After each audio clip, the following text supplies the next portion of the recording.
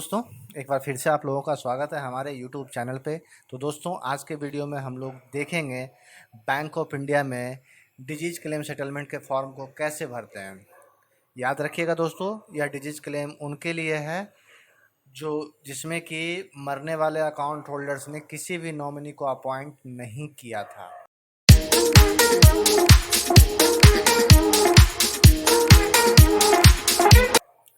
मतलब वैसे अकाउंट जिसमें नॉमिनी अपॉइंट नहीं है, तो आप उस केस में बैंक ऑफ इंडिया के सेविंग अकाउंट से पैसा, सेविंग अकाउंट या अदर जो भी जितने भी अकाउंट हैं, उस अकाउंट से पैसा आप अपने अकाउंट में, लीगल हेयर्स के अकाउंट में, या जिसको भी आपने डिसाइड किया है कि यह पैसा इसे मिलना चाहिए, तो उसमें कैसे ला पाएंगे, उसी के बारे में आज के वीडियो में हम लोग देखेंगे। कैसे फॉर्म को भरते हैं वो सारी चीज़ें मैं आपको आज बताने वाला हूँ। साथ ही साथ आप इसको ऑनलाइन क्लेम, मतलब इस फॉर्म को भरने के बाद इसे आप ऑनलाइन कैसे सबमिट कर सकते हैं। तो चलिए बिना देर किए हुए बढ़ते हैं आगे हम बैंक ऑफ इंडिया के फॉर्म के ऊपर में। मैं आपको यह भी बता दूंगा कि यह फॉर्म आपको कहाँ से डाउनलोड करना होगा, आपको कैसे मिलेगा। चलिए तो बढ़ते हैं। तो यह है बैंक ऑफ इंडिया का डेथ क्लेम सेटलमेंट का फॉर्म, जिसको कि हम लोग एनेक्सर 2 को भरेंगे। एनेक्सर 2 जिसमें देखिए यहाँ पे लिखा हुआ है to be used when account has no nomination or is a joint account without survivorship clause. मतलब वैसे अकाउंट जिसमें नॉमिनेशन नहीं है, या जॉइंट अकाउंट जिसमें एक अकाउंट होल्डर की मृत्यु हो चुकी है। तो चलिए सबसे पहले हम लोग डेट भर लेते हैं। तो डेट,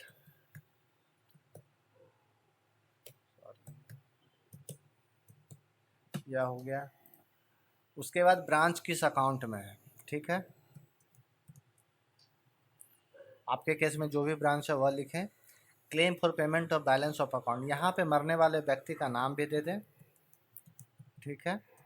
एंड उसके बाद उसका अकाउंट नंबर भी दे दें, जो भी अकाउंट नंबर आपको लगता है बैंक ऑफ इंडिया का है, ठीक है, वह अकाउंट नंबर भी यहाँ पे भर दें। उसके बाद आई वी एडवाइज दैट डेनिस ऑफ श्री, आई वी मतलब इसमें आपका नाम होगा, ठीक है। आई वी एडवाइज दैट डेनिस ऑफ श्री मतलब कौन, जिसकी मृत्यु हुई है। फिर से यहाँ पे वह यहाँ पे दे दें किस डेट में मृत्यु हुई है, किस डेट में मृत्यु हुई है। या आप एक्चुअल डेट ना देखें, जिस डेट में डेथ सर्टिफिकेट इशू हुआ उसकी बात करें। डेथ मतलब डेथ सर्टिफिकेट तो आपको पहले इशू हो सकता है, लेकिन उसमें जो डेट ऑफ डेथ जो मेंशन्ड होगा वही आप लिखेंगे, ठीक है। तो जो भी डेट ऑफ डेथ है उसको यहाँ पे लिख दीजिए, ठीक है। एंड उसके बाद जो भी है, and your the account is in the name of, फिर से यहाँ पे मरने वाले व्यक्ति का नाम आप यहाँ पे दे दीजिए, ठीक है। अब यहाँ पे आते हैं। यहाँ पे सबसे पहले मरने वाले व्यक्ति का नाम फिर से दीजिए, ठीक है।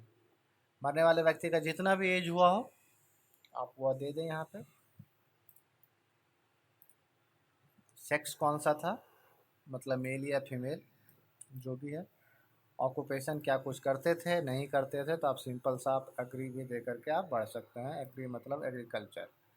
रिलेशनशिप विद डिजीज, देखिए यहाँ पे तो रिलेशनशिप विद डिजीज तो यहाँ पे होगा नहीं आपका, यह जो सो ब्लैंक होगा क्योंकि ये सेल्फ पर्सन है, ठीक है। या फिर देखिए, अच्छा यहाँ पे सॉरी, यहाँ पे देखिए आपको डॉट डॉट दिया हुआ था, मतलब इसको भरना आपको मैंडेटरी नहीं है, ठीक है। क्लामेंट्स या फिर लीगल है प्रूफ ऑफ आइडेंटिटी इनक्लोज्ड। क्लामेंट्स हो गया, मतलब ये पैसा किसको चाहिए। आप लोग आपस में सर्वसम्मति से जब पूरे परिवार के लोग बैठेंगे, उसमें डिसाइड करते होंगे कि नहीं चलो ये पैसा फलाने को चला जाना चाहिए, तो उसमें जिसका भी नाम आप डिसाइड करते हो किस में पैसा जाना चाहिए, उसी का नाम यहाँ पे आएगा। तो उसका नाम यहाँ पे आप दे दें, ठीक है। क्लाइमेंट्स का एज आप यहाँ पे दे दीजिए, जितना भी एज हो रहा है वह यहाँ पे दे दें, ठीक है। अगेन मेल है या फीमेल है, करता क्या है वह भी दे दीजिए। मरने वाले व्यक्ति के साथ क्या रिलेशन था वह यहाँ पे लिखना है, आपके केस में जो भी है वह लिख दें, ठीक है। अब जो है सो प्रूफ ऑफ आइडेंटिटी इंक्लूड, मतलब ये देखिए 2 और 3 को छोड़, अब मतलब अगर आपको लगता है कि नहीं या एक से ज़्यादा व्यक्ति के अकाउंट में पैसा जाना है, तो यहाँ पे एक से ज़्यादा व्यक्ति का अकाउंट का नाम देंगे, अन्यथा आप इतना ही रखेंगे। दो श्योरिटी, दो श्योरिटी कौन बन सकता है, देखिए श्योरिटी मतलब विटनेस, वैसे व्यक्ति जो आपके परिवार को जानता हो, जिसको कि और जानता हो, और ब्लड रिलेशन ना हो आपके फैमिली के साथ, ठीक है, लेकिन आपको अच्छे तरीके से जानता हो, लंबे समय से जानता हो। और साथ ही साथ एक बात आप यहाँ ध्यान रखेंगे, और जितने अमाउंट को आप क्लेम करने वाले हैं उतने के इक्विवेलेंट में इनके पास प्रॉपर्टी होनी चाहिए। प्रॉपर्टी चाहे लिक्विड में हो या चाहे अनलिक्विड में हो। लिक्विड प्रॉपर्टी हो गया, चाहे वो जिस भी बैंक अकाउंट का पासबुक वो सबमिट करेंगे या LIC सबमिट, कुछ भी जो भी सबमिट करेंगे वो इक्विवेलेंट ऑफ दैट अमाउंट होना चाहिए। मतलब अगर आपके मरने वाले व्यक्ति के खाते में 5 लाख रुपए है तो 5 लाख रुपए की प्रॉपर्टी दोनों सिक्योरिटी के पास होनी चाहिए, ठीक है। चाहे वो प्रॉपर्टी से पूरा हो, चाहे वो बैंक अकाउंट के सेविंग अकाउंट में पड़े हुए पैसे से पूरा हो, किसी भी माध्यम से वो पूरा होना चाहिए। या उनके पास गाड़ी है, गाड़ी की वैल्यू उतनी होनी चाहिए। एक बात मैं आपको यहाँ पे क्लियर कर देना चाहता हूँ, उतनी प्रॉपर्टी होनी चाहिए, उतना अमाउंट में लिक्विड कैश या जो भी होना चाहिए, लेकिन यह मत समझिएगा कि वो उस पैसे को बैंक होल्ड करेगी। बस वो एक होता है कि नहीं, वो जो बंदा जो आपको पहचान रहा है, आपको जो जज कर रहा है, जो आपको बता रहा है बैंक के सामने कि मैं इसको जानता हूँ, बस वो थोड़ा मतलब जेन्यून और अच्छा व्यक्ति हो, ठीक है। ऐसा नहीं कि कहीं से उठ करके आया है, उसके अकाउंट में 1,000 रुपया है और आप उसको लेकर के चले गए ये सिक्योरिटी बना करके, तो वैसे को एक्सेप्ट नहीं करेंगे। हाँ, अगर छोटा मोटा अमाउंट है 2-4 हज़ार रुपये का, तो उस केस में कोई प्रॉब्लम नहीं है। तो चलिए, जो भी आपके दो सिक्योरिटी बनने वाले हैं उसका नाम आपको यहाँ पे दे देना है, ठीक है। तो इस केस में पहला मनोज वर्मा है एंड दूसरा कल्पना है। जो भी आपके केस में जो भी बनने को तैयार होते हैं उनका आप नाम आप यहाँ पे दे दीजिए। एंड यहाँ पे एज जितना भी हो रहा है श्योरिटी का, एंड ठीक है, उसका नाम आप यहाँ पे दे दें। चलिए, उसके बाद मेल है फीमेल है जो भी है वह देना मैंडेटरी है। दोनों क्या करता है,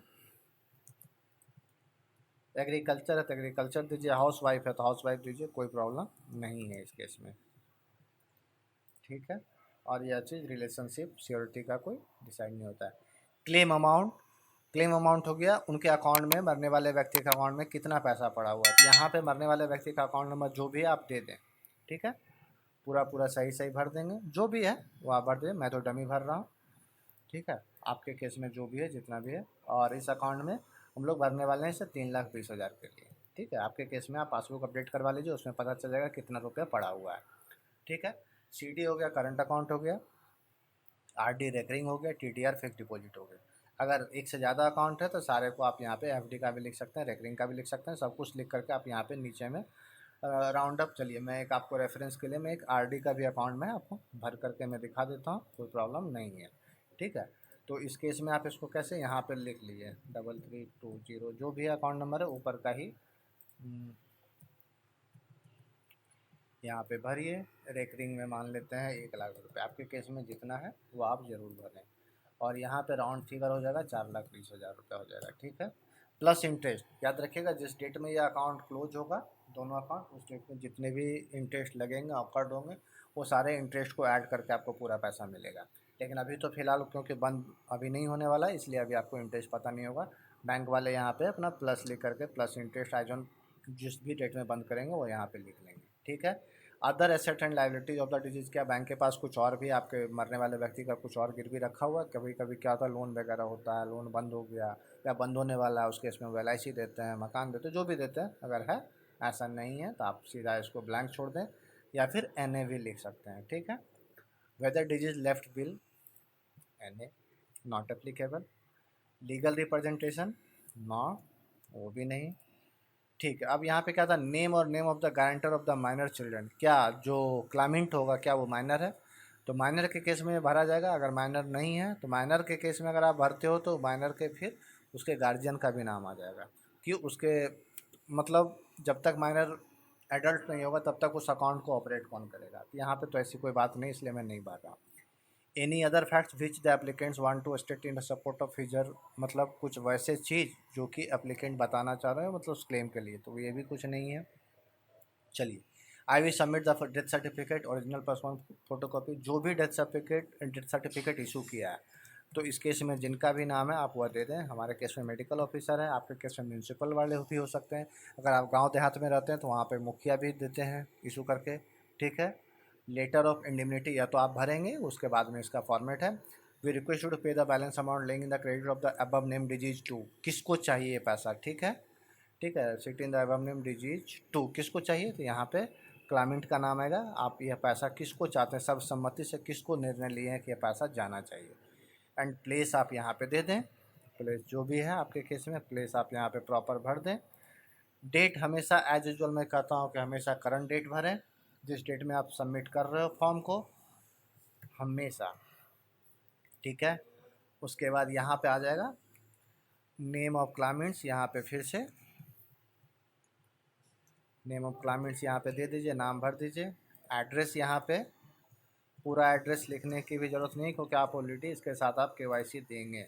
अकाउंट विद अस, क्या आपके पास मतलब बैंक ऑफ इंडिया में राजीव कुमार के नाम से मतलब जो क्लाइंट होगा उसके नाम से कोई अकाउंट है, अगर आप नो देंगे तो आपको NEFT RTGS या बैंक ड्राफ्ट के माध्यम से होगा, नहीं तो अब एक चलन चल चुकी है तो कहेंगे कि सर आप एक अकाउंट यहाँ पे भी खोल लीजिए, उससे में पैसा दे देंगे, आपको जो भी कन्वीनियंट लगे आप वो कर सकते हैं, फिलहाल तो नहीं इसलिए मैं नो कर रहा हूँ, ठीक है। एंड यहाँ पे चलिए तो आप चलिए जहाँ जहाँ साइन करता है वो भी कर लेते हैं, तो सबसे पहले यहाँ पे साइन, तो यहाँ पे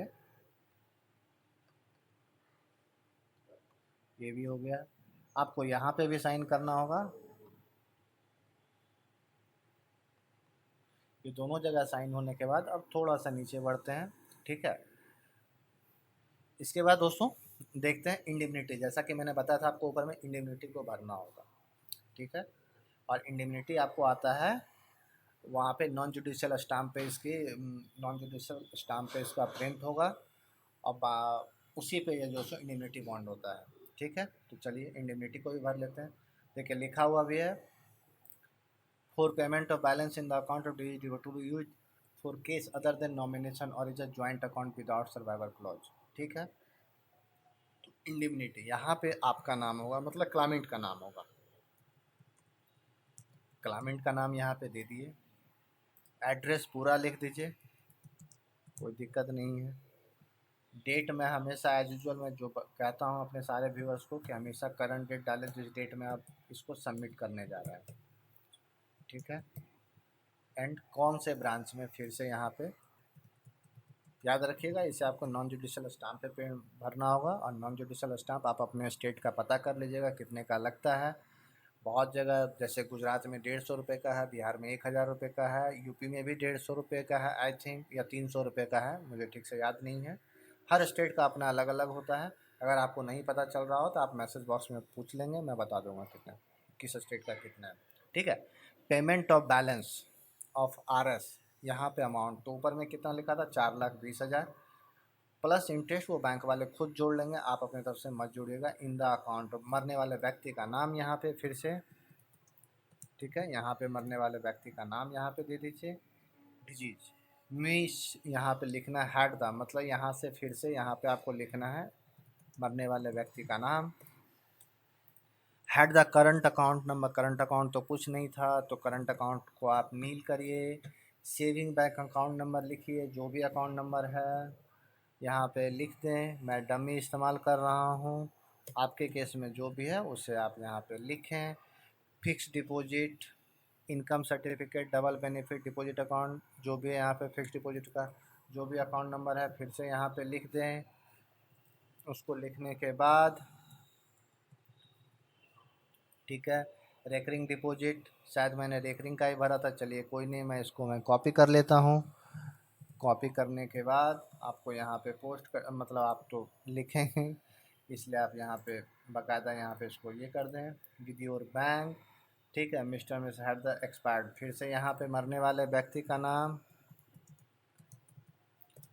ठीक है, हैड एक्सपायर्ड ऑन, किस डेट में मरे थे, तो फिर से यहाँ पे जिस डेट में मृत्यु हुई थी उनकी वह नाम दे दें, कहाँ पे, दिल्ली, बिहार, जहाँ पे भी, मतलब उनके प्लेस का नाम दे दीजिए, ज़्यादा बेटर है वो।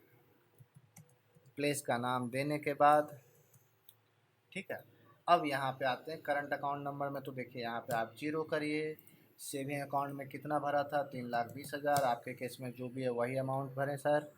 एंड रेकरिंग हमारा फिक्स हमारा 0 था, रेकरिंग में हमने 1,00,000 रुपया भरा था, याद रखिएगा जो भी अमाउंट है सब विदाउट इंटरेस्ट है, विद इंटरेस्ट जो भी अमाउंट होगा वो आपको बैंक वाले वहाँ पे खुद ब खुद फिल कर देंगे, ठीक है, या फिर आपको बता भी देंगे उस केस में भी आप भर सकते हैं। ठीक है, इतना भरने के बाद उसके I we have represented to you that the deceased died without leaving a will, yes ये ठीक है, ये भरना नहीं होगा हमको।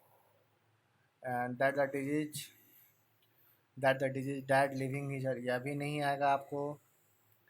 ये तो क्या हो जाता है, कोर्ट सक्सेशन, अगर मामला वहाँ पे चला गया, कोर्ट में मामला पेंडिंग है, मतलब उन्होंने मरने से पहले कोई वसीयतनामा बनाया हुआ है, तो उस केस में यह सब आता है। तो अमूमन ऐसा होता नहीं है।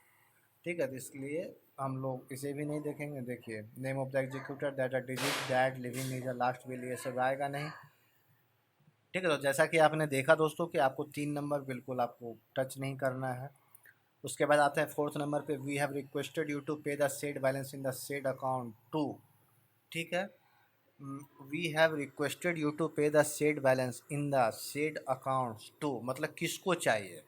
ठीक है, तो किसको चाहिए, यहाँ पे क्लाइंट्स का नाम होगा। एक से ज़्यादा क्लाइंट्स होंगे तो आप यहाँ पे कॉमा दे करके दूसरे का भी नाम आप यहाँ पे लिख सकते हो।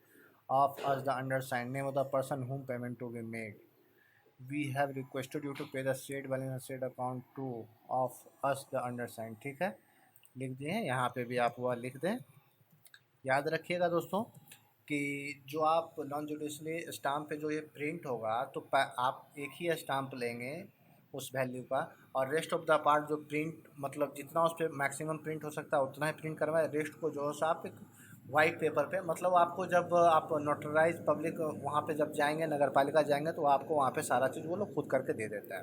ठीक है, यहाँ पे लिखने के बाद यहाँ पे आ जाते हैं, नीचे आते हैं, 3 नंबर क्या करता है, ये सब आपको मानना ही पड़ता है। टू पे you demand the amount of any such loss damage cost charges expenses together with the interest, ये आपको होगा नहीं। योर फेथफुली, मतलब आपके बिहाफ पे कौन जा रहे हैं, तो यहाँ पे इस तरह से आप लिख दें। ठीक है, name of surety, name of surety आपको बताना पड़ेगा, जैसा कि मैंने आपको बताया था, मनोज वर्मा है इस केस में श्योरिटी, एंड दूसरे हैं कल्पना। यहाँ पे सारे कुछ इंडिमिनिटी बॉन्ड पे आपको ये मेंशनड होते हैं। Jointly and severally granted to pay bank of India the payment of full money due under the aforesaid indemnity by the executants. ठीक है, तो सबसे नीचे में आपको यहाँ पे साइन करना है। उसके पहले इंडिमिनिटी बॉन्ड पे क्लाइंट का नाम होगा, नाम लिख लेते हैं। एंड नाम लिखने के बाद एड्रेस भी दे देना होता है। एड्रेस देने के बाद जब ये हो गया तो आपको यहाँ पे साइन करना है। चलिए, इसके ऊपर में साइन होगा। ये साइन हो गया तो दोस्तों आपका एनेक्सर, ये एनेक्सर कितना था, एनेक्सर 3 पूरा भर लिया गया है। एनेक्सर 3 को भरने के बाद अब आता है एनेक्सर 4। एनेक्सर 4 वो आपको तब दिया जाएगा जब बैंक वाले पूरी तरह से संतुष्ट हो जाएंगे कि नहीं, अब मुझे कोई प्रॉब्लम नहीं है, अब इस अकाउंट में मतलब डिजीज क्लेम में मुझे और कोई फर्दर डॉक्यूमेंट्स नहीं चाहिए। संतुष्ट होने के बाद आपके अकाउंट में कितना पैसा जाएगा वही इस पे लिखा हुआ रहेगा, और आपके सारे लीगल हेयर्स का इस पे साइन होगा। एक रेवेन्यू स्टाम्प यहाँ पे 1 रुपये का चिपकाया जाएगा। 1 रुपये का चिपकाने के बाद यहाँ पे पूरा पैसा तब उसको हैंड ओवर किया जाएगा। तो दोस्तों यह था बैंक ऑफ इंडिया में हम लोग डिजीज क्लेम सेटलमेंट को, डेथ क्लेम सेटलमेंट में, जिसमें विदाउट नॉमिनी के केस में हम लोग इसको कैसे सही सही भरते हैं। अब देख लेते हैं आप इसको ऑनलाइन क्लेम कैसे कर सकते हैं। तो ऑनलाइन क्लेम करने से पहले जितने भी डॉक्यूमेंट्स है सबको आपको स्कैन कॉपी करके एक जगह रख लेना होगा। सब कुछ, मतलब सब कुछ, जैसे आधार कार्ड का जेरॉक्स कॉपी, डेथ सर्टिफिकेट का जेरॉक्स कॉपी, आपने ये जो एनेक्सर 2 एनेक्सर 3 भरा उसका जेरॉक्स, मतलब स्कैन कॉपी। जब सारे कुछ एक जगह रख लेंगे तो उसके बाद आपको कैसे करना होगा, चलिए बढ़ते हैं उसकी ओर। आपको यहाँ पे बैंक ऑफ इंडिया की वेबसाइट खोल लेनी है। ठीक है, यह बैंक ऑफ इंडिया की वेबसाइट है। यहाँ पे खोलने के बाद आपको ये BOI वेब पे क्लिक करना है। BOI वेब पे क्लिक करने के बाद देख लेते हैं, ये देखिए पेज खुल गया। अब आपको यहाँ पे ऑनलाइन सर्विसेज पे क्लिक करना है। अदर सर्विसेज में जब आप जाएंगे तो आपको यहाँ पे डेथ क्लेम का आपको दिखेगा। ठीक है, इस पर क्लिक कर दीजिए, ये आपका पेज खुल जाएगा। वेट कर लेते हैं। हाँ, पेज खुलने के बाद क्लेम सेटलमेंट पे आपको क्लिक करना है। क्लेम सेटलमेंट भी खुल जाएगा। तो उसके बाद आपको यहाँ पे आपको अपना खुद का नाम यहाँ पे देना है, जिनके अकाउंट में पैसा जाएगा, रिलेशन, ईमेल, मोबाइल नंबर वगैरह ये सब कुछ करने के बाद आपको ये भरने के बाद जब आप OTP डालेंगे तो आप आगे बढ़ेंगे तो आपको वहाँ पे फिर डॉक्यूमेंट अपलोड करने के लिए रहेगा। फर्दर जानकारी आपको वहाँ पे, हालांकि इसके ऊपर में मैंने कंप्लीट वीडियो बनाई हुई है कि ऑनलाइन कैसे करें, तो उसको आप मेरे उस वीडियो के लिंक आपको डिस्क्रिप्शन बॉक्स में मिल जाएगी। हाँ, इस अकाउंट के मान लीजिए आपके साथ कुछ ऐसा हुआ है, आप इसे क्लेम करने जा रहे हैं बैंक ऑफ इंडिया में, अगर कोई प्रॉब्लम होगी तो प्लीज़ आप हमें मैसेज कर सकते हैं, मैं आपके लिए ऑलवेज अवेलेबल हूँ। तो दोस्तों यह था बैंक ऑफ इंडिया में डेथ क्लेम के फॉर्म को हम लोग कैसे सही से भर करके पैसा वापस अपने अकाउंट में पाएंगे। उम्मीद करता हूँ कि एजुकेशनल पर्पस के लिए बनाई गई वीडियो आपको पसंद आई होगी। तो मिलते हैं इसी प्रकार के कुछ और इन्फॉर्मेटिव वीडियो के साथ। Thank you very much. जय हिंद, जय भारत।